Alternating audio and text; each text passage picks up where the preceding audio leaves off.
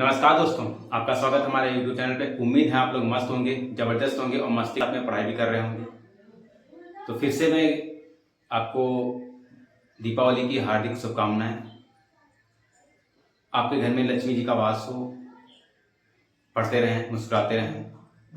तो हमने कल पिछले वीडियो में देखा था, कल वाले वीडियो में देखा था कि जो पार्ट 2 था उसमें क्वेश्चन नंबर 25 तक हमने देख लिए थे। जो भी क्वेश्चन छुड़वाने वाले थे उसको छुड़वाया था, यानी जो आपको घर के लिए नहीं प्रैक्टिस के लिए दिए थे आपने, उम्मीद है आपने सवाल लगाए होंगे, सभी प्रैक्टिस की होगी। तो आज हम उसके आगे कंटिन्यू करेंगे। 25 तक क्वेश्चन हमारे हो गए थे। आज हमारा क्वेश्चन नंबर 26 से स्टार्ट करेंगे। तो देर ना करते हुए वीडियो को स्टार्ट करते हैं। तो जो लोग चैनल पर नया है, चैनल को सब्सक्राइब कर लें, वीडियो को लाइक करें और शेयर भी करें, कमेंट भी करें कि आपको सेशन कैसा लग रहा है, और लाइक करना बिल्कुल भी ना भूलें। तो स्टार्ट करते हैं। तो इसके बाद हमारा 25 नंबर तो हो गए थे, इसके बाद हमारा क्वेश्चन नंबर 26। तो क्वेश्चन नंबर 26 देखो क्या कह रहा है। क्वेश्चन नंबर 26 कह रहा है कि एपी 3, 15, 27, 39 कौन सा पद 54वें पद से 132 अधिक होगा। यानी इसने कहा है कि 54वां पद जो होगा उससे 132वां पद कौन सा होगा। तो सबसे पहले यहाँ पे हम 54वां पद निकाल लें। 54वां पद निकालने के लिए क्या करते हैं, इजी क्वेश्चन है। 26 नंबर किया जाएगा हमारा 3, 15, 27, 39 लेटेस्ट दिया गया। इसका 54वां पद निकालना है, ठीक। यानी अच्छा, अब यहाँ से सबसे पहले क्या करेंगे, तो a बराबर कितना देगा 3 और d बराबर कितना आ जाएगा 15 माइनस का 3 कितना आ गया हमारा 12। यानी a का मान निकल के आ गया है और d का मान निकल के आ गया। अब हमें क्या था, 54वां पद निकालना है। 54वां पद निकालने के लिए क्या करते हैं, a 54 निकालना है बराबर a प्लस का n-1 इंटू डी होता है, यानी an बराबर, ठीक। अब हमें 54वां पद निकालना है, यानी a प्लस का n का मान कितना है 54 माइनस का 1 इंटू डी, ठीक। यहां से डायरेक्टली माइनस a का मान कितना 3 प्लस का n का मान 54 माइनस का 1 इंटू डी का मान कितना 12, तो का 3 प्लस का 54 से 53 गुणे 12, तो 3 प्लस का 12 3 36 हासिल लगे 3 12 5 60 3 63 कितना आएगा, 3 इसमें जोड़ेंगे तो कितना 649 आ गया। ये हमारा कितना 54वां पद आया।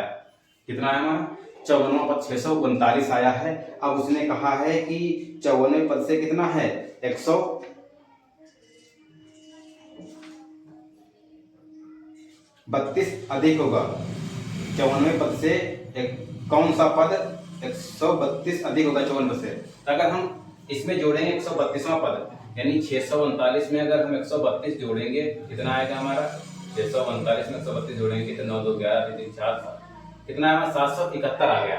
जब हमारा ये 771 आया है, इसको क्या करेंगे हम, अब उसने पूछा कौन सा 771 आया हो कौन सा पद हमारा होगा। तो ये हमारे ये जो 771 आया, देखो यहाँ से ये कितना 771 आ गया हमारा। अब देखो a बराबर कितना देगा 3 दिया गया ये, और d बराबर कितना दिया गया हमारा 12 दिया गया। अब ये an दिया गया हमें 771। अब यहाँ से हमें n का मान निकालना। उसने पद पूछा है, पहले तो उसने कहा था 54वां पद कितना होगा, 54वां पद निकाले। 54वें पद से 132 ज्यादा है तो हमारा 771 आ गया। अब जो ये 771 आया है, ये कह रहा है कौन सा पद है इस श्रेणी का, ये 771 कौन सा पद है, यानी n का मान निकालना है। आया समझ में। अब क्या करते हैं, यहां से फॉर्मूला क्या होता है हमारा an बराबर का a प्लस का n-1 इंटू डी होता है। an का मान 771 दिया गया बराबर a का मान 3 दिया गया प्लस का n का मान निकालना है -1, d का मान कितना देगा 12।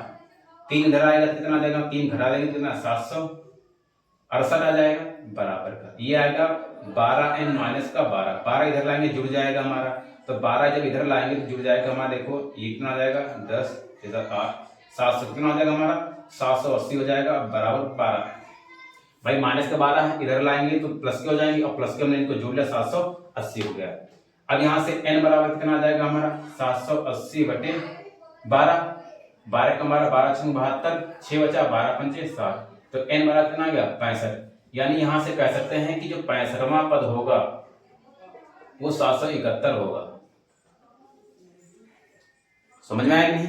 यानी उसने फिर से क्वेश्चन देख लेते हैं, एक बार नहीं समझ में आया है। उसने कहा है कि 54वें पद से 132 अधिक है तो कौन सा पद होगा। तो पहले 54वां पद हमने निकाल लिया, उसके बाद कह रहा है 132 अधिक है, तो 132 हमने अधिक कर 771 पद आ गया हमारा।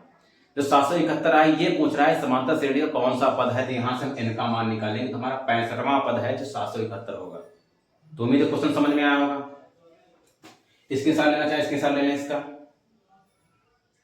उसके बाद कह रहा है 27 नंबर, दो समांतर श्रेणियों का सार्वंतर समान है यदि इनके समय पदों का अंतर 100 और इनके एक 10,000वें पदों का अंतर क्या रहेगा। यानी 100वें पद का दे दिया गया है और इसके 1000वें पद का हमें निकालना है, तो इसको हम देख लेते हैं। नंबर तो यहाँ पे कह रहा है जो इनके समय पदों का अंतर, यानी 100वां पद अगर है एक बार 100वां मान लेंगे और a डैश मान लेंगे 100वां, यानी दो कहें भाई अंतर निकलेगा, दो होंगे तभी तो अंतर निकलेगा, तो हमने एक को a मान लिया दूसरे को a डैश मान लिया।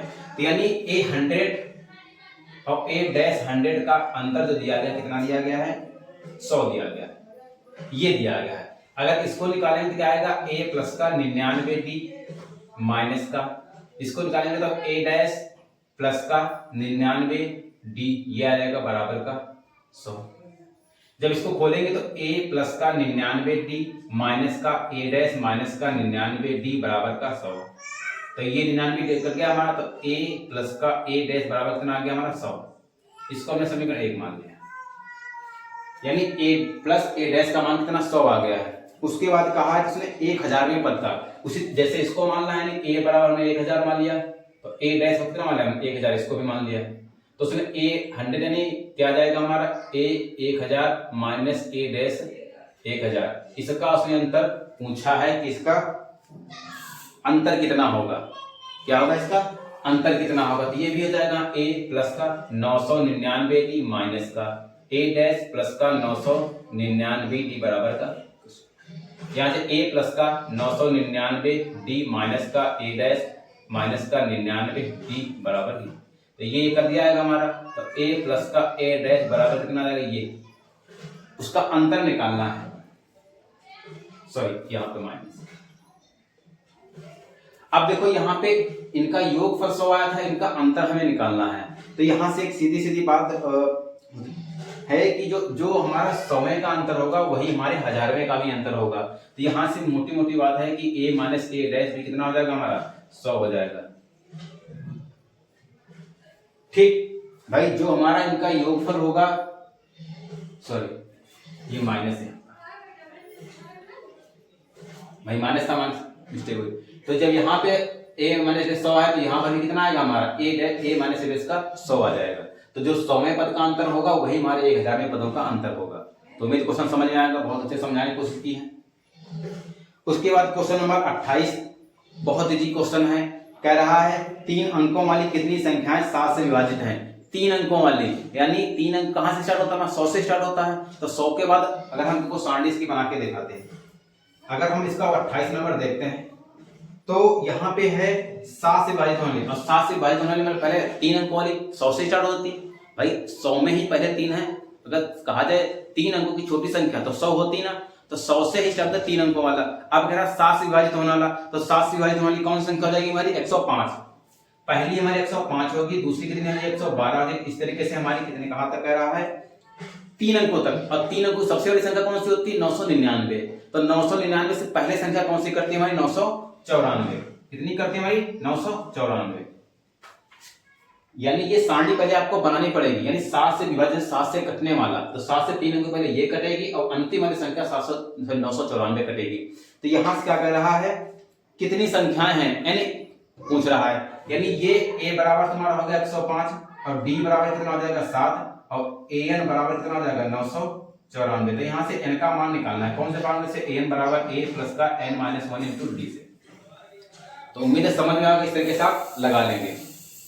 उसके बाद क्वेश्चन नंबर 29 दिया गया रहा, इसमें कह रहा 10 से और 250 के बीच 4 के कितने गुणज होंगे। कहां से पूछ रहा है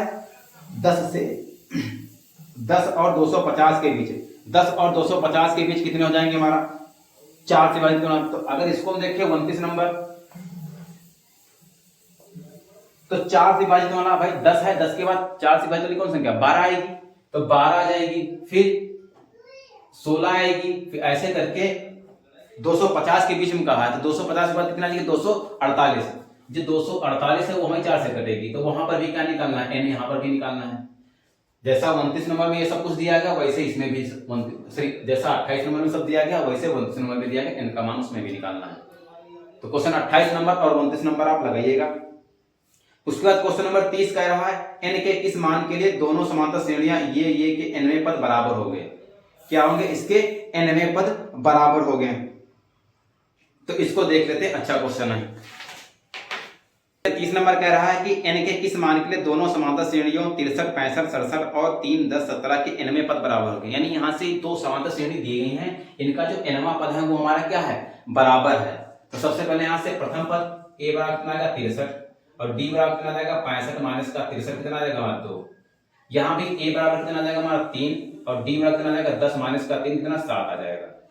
ठीक है भाई, एक समांतर श्रेणी ये है, दूसरी समांतर श्रेणी हमारी ये दी गई। तो इसका कह रहा है कि nवें पद क्या होंगे, बराबर होंगे। तो nवां पद क्या हो जाएगा इसका, an बराबर हो जाएगा a प्लस का n माइनस 1 इंटू डी। तो a कितना है हमारा 63 प्लस n माइनस 1, d का मान कितना है हमारा 2, तो जाएगा 63 प्लस का 2n माइनस का 2, तो जाएगा हमारा 61 प्लस का 2n। इसका nवां पद कितना आ गया हमारा 61 प्लस का 2n आ गया। इसका nवां पद निकालेंगे तो a प्लस का n माइनस 1 इंटू डी। तो a कितना देगा 3 प्लस का n माइनस 1 इंटू डी कितना 7 है। तो आएगा हमारा यहाँ पर 3 प्लस का 7n माइनस का 7, तो आ जाएगा हमारा 7n माइनस का 4। यहां से nवां पद कितना आ गया 7n माइनस का 4 आ गया। ठीक, अब क्या करना, इसके nवें पद क्या हैं, बराबर हैं। जब इसके nवां पद क्या है, लिखेंगे nवां पद बराबर, तो ये दोनों क्या हो जाएंगे हमारे बराबर 61 प्लस का 2n बराबर का 7n माइनस का 4 हो जाएगा। इसको इधर लाते हैं, इसको इधर लाते हैं, यानी इस वाले पक्ष को पूरा इधर ले जाते हैं, यानी इधर ले जाते हैं। तो 7n माइनस का 4 माइनस का 61 माइनस का 2n बराबर इधर 0 बच जाएगा। 7 में से 2 जाएगा कितना देगा 5n, ये हो जाएगा माइनस का 65 बराबर 0। तो यहाँ से 5n बराबर हो जाएगा, ये 65 उधर जाएगा तो प्लस का हो जाएगा। तो n बराबर कितना होगा 65/5, 5 से करने 5 का 5 5 15, तो n बराबर कितना आएगा 13। तो इसका जो इन दोनों श्रेणियों का जो 13वां पद होगा, कौन सा 13वां पद होगा, वो हमारा क्या होगा, बराबर होगा। तो क्वेश्चन सिर्फ यही पूछ रहा था कि कौन सा पद जो है इन दोनों श्रेणियों का बराबर होगा। तो उम्मीद है क्वेश्चन समझ में आया होगा, बहुत अच्छे समझाने की कोशिश की है। अगर सेशन अच्छा लग रहा है, समझ में आया तो वीडियो को लाइक जरूर करें। इसके साथ लेना चाहिए, इसके साथ लेना इसका। उसके बाद में 31 नंबर कह रहा है एपी ज्ञात कीजिए जिसका तीसरा पद 16, सातवां पद 5 से 12 अधिक है, समांतर श्रेणी निकालना है। इस तरीके से क्वेश्चन ऊपर हम लगवा चुके हैं, इसको आप मेरे पास लगाइएगा। उसका 32 नंबर कह रहा है कि एपी 3, 8, 18 253 में अंतिम पद से 20वां पद ज्ञात करना है। तो क्वेश्चन नंबर जो 32 लगा है, क्वेश्चन नंबर 32 कह रहा है अंतिम पद से कौन सा निकालना है, 20वां पद। तो आप ये क्वेश्चन लगा सकते हैं जब इस तरीके से बताया गया है अंतिम पद से। तो इसको इसके एग्जांपल भी लगवाए गए हैं। अंतिम पद से वाला तो l माइनस वाला फार्मूला है, l minus n minus 1 into D वाला, तो इसमें फार्मूला लगाइएगा। 31 नंबर और 32 नंबर आपका लग जाएगा। उसके बाद 33 नंबर करेंगे समांतर श्रेणी का pवां पद q है और qवां पद q है, तो nवां पद ज्ञात करना है। कुछ भी नहीं करना है, इसको थोड़ा सा हल कर लेना है, उसके बाद आपका आंसर आ जाएगा। जैसे इस तरीके से अभी लगाया था, जैसे कहा जाए कि इसका 5वां पद इतना है, चौथा पद इतना है, तो nवां पद निकालना है। तो इस तरीके से आपको इसको लगाने की कोशिश करिएगा। अगर नहीं लगता है तो आप कमेंट में करिए, हम क्वेश्चन जरूर बताएंगे। बहरहाल क्वेश्चन इजी बहुत है, यहाँ पे संख्याओं जगह PQ दिया गया बस, और कुछ भी नहीं है। ठीक है, उसके बाद क्वेश्चन नंबर 34 दिया गया, कह रहा है समांतर श्रेणी का 5वां पद 1 है और 31वां पद -77 है, तो श्रेणी ज्ञात करना है। कुछ भी नहीं, हलवा क्वेश्चन है। समीकरण 2 बन जाएगा, नहीं 5वां पद है तो a प्लस का 4d बराबर 1 हो जाएगा। 31वां पद है, नहीं a प्लस 30d बराबर -77 हो जाएगा। समीकरण 2 बन जाएंगे, इनको हल करेंगे तो a और d के मान निकल जाएंगे, उससे हमें समांतर श्रेणी बन जाएगी। तो 34 नंबर भी आपका इजी क्वेश्चन है, आप लगाइएगा। उसके बाद कह रहा है क्वेश्चन नंबर 35। क्वेश्चन नंबर 35 अच्छा क्वेश्चन है। कराइए किसी समांतर श्रेणी का pवां पद q है और qवां पद p हो, तो सिद्ध करो कि p प्लस qवां पद 0 होगा। ये प्रूफ करने वाला है, बहुत इंपॉर्टेंट क्वेश्चन है, तो इसको मैं बता रहा हूं, बहुत अच्छे समझने की कोशिश करिएगा। तो देखते हैं, सवाल कह रहा है यदि किसी समांतर श्रेणी का pवां पद q है और क्यूआ पद p हो तो सिद्ध कीजिए करो कि p प्लस क्यूआ पद शून्य होगा। तो सबसे पहले देखें पीवा पद, उसने कहा पीवा पद कितना q है, तो यहां से p1 निकालेंगे तो क्या आएगा हमारा q बराबर का a प्लस का p माइनस 1 इंटू डी। भाई an बराबर निकालेंगे तो ये an बराबर हमारा q दिया गया है और n बराबर क्या दिया p दिया गया है। ये समीकरण 1 हो गया हमारा। उसी तरीके से समीकरण हमारा 2 बनेगा, क्यूआ पद कह रहा है तो ये जाएगा p बराबर का a प्लस का q माइनस 1 इंटू डी। ये समीकरण 2 है। समीकरण 1 और 2 हम बना लेंगे, ठीक है। अब समीकरण 1 और 2 हमने बनाया तो क्या करें, समीकरण 1 और 2 को हल करेंगे। समीकरण 1 व 2 से तो समीकरण 1 कौन सा हमारा है, q माइनस का q बराबर a प्लस का p माइनस 1 इंटू डी। ये आ गया p बराबर का a प्लस का q माइनस 1 इंटू डी। लिखेंगे घटाने पर तो ये माइनस ये माइनस ये माइनस, ये कट गया हम a वाला, ये आ जाएगा q माइनस का p बराबर का, ये आ जाएगा p माइनस का 1 d माइनस का q माइनस 1 इंटू डी। तो q माइनस p बराबर का इसे गुणा करेंगे तो pd माइनस का d आ जाएगा माइनस का qd और माइनस माइनस प्लस का d आ जाएगा। तो d से d कट जाएगा हमारा। यहाँ से q माइनस का p बराबर pd माइनस का qd, q माइनस का p बराबर यहाँ से d कॉमन लेंगे तो क्या आएगा p माइनस का q। ठीक, यहाँ पे देखो q माइनस p दिया गया लेकिन यहाँ पे p माइनस q दिया गया, तो यहाँ पे क्या करें माइनस कॉमन लेंगे तो q माइनस p बराबर अगर माइनस का कॉमन ले लेंगे तो क्या हो जाएगा q माइनस का p हो जाएगा। जब ये आगे ऐसा हो गया है तब देखेंगे ये गुणा में इधर भाग में आएगा तो माइनस डी बराबर क्या हो जाएगा q माइनस का p बटे q माइनस का p। तो ये से कट गया तो d बराबर कितना 1 आया, तो d बराबर कितना माइनस का 1, यानी सामांतर d का मान हमारा 1 निकल के आ गया है। अब यहाँ से क्या निकालेंगे, प्रथम पद निकालेंगे। तो प्रथम पद निकालने के लिए d का मान समीकरण 1 रख दें, d का मान समीकरण 1 में रखने पर ठीक, तो a कौन सा हमारा q बराबर दिया गया a प्लस का p माइनस 1 इंटू डी। तो q बराबर जाएगा a प्लस का p का मान p माइनस 1 और d का मान कितना है माइनस का 1, तो q बराबर a माइनस का p प्लस का 1। a का मान निकाला बाकी इधर लाते हैं तो a बराबर q प्लस का p माइनस का 1, ये a का मान आ गया है। अब उसने पूछा है कि a p प्लस q यानी an बराबर क्या निकालना है, यानी ये निकालना है a p प्लस q का मान निकालना है। तो an बराबर क्या होता है हमारा a plus n minus 1 into D होता है। an यानी p plus q, a p plus q का मान पूछ रहा है तो a का मान कितना यहाँ पर है q plus p minus 1 plus n का मान निकालना ही है। n का मान क्या करना है, निकालना है। नहीं, n का मान दे दिया गया है p plus q minus 1 into D का माइनस 1 दिया गया, क्या आएगा q प्लस का p माइनस 1, माइनस करेंगे तो माइनस p माइनस q और प्लस का 1 हो जाएगा। तो q से q कट गया, p से p कट गया, 1 से 1 कट गया, कितना आ गया 0। यही हमको सिद्ध करके लाना था कि जो इसका पद कौन क्या है इसका 0। तो ये कह रहा है p प्लस q पद शून्य होगा, सिद्ध करके लाना था कि p प्लस q पद क्या होगा शून्य होगा। तो ये हमारा सिद्ध हो चुका है।